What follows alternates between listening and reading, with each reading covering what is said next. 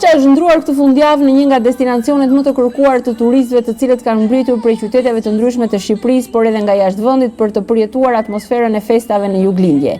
Qindra vizitorë kanë mbushur bulevardet dhe sheshet e qytetit duke e kthyer Korçën në një qendër të gjallë të fundvitit.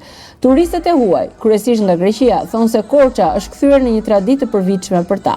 Sipas kryetarit të bashkisë, nga data 6 dhjetor deri në 6 janar, Korça kthehet në kryeqytetin e festimeve, ndërsa hotelet janë të gjitha të pronotuara prej javësh. Ashtu si në çdo fillim të muajit dhjetor, Korça ndes dritat e festave dhe merr pamjen magjike që shoqëron përgjatë gjithë muajit dhjetor, duke u shndruar në kryeqytetin e festimeve, të festave të fundvitit në Shqipëri.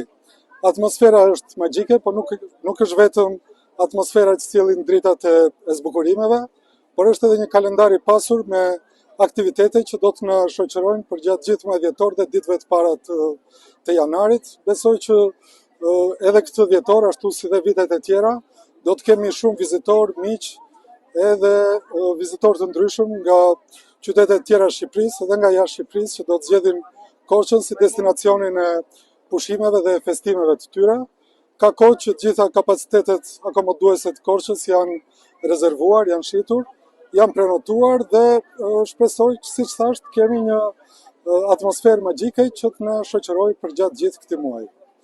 Shumë faleminderit, gëzuar festat, shëndet edhe mbarësi në çdo familje korçare dhe shqiptare. Ndërkohë, Bashkia e Korçës ka përgatitur një kalendar të ngjeshur artistik për gjithë muajin dhjetor me shfaqje, koncerte dhe aktivitete që pritet të tërheqin edhe më shumë turistë.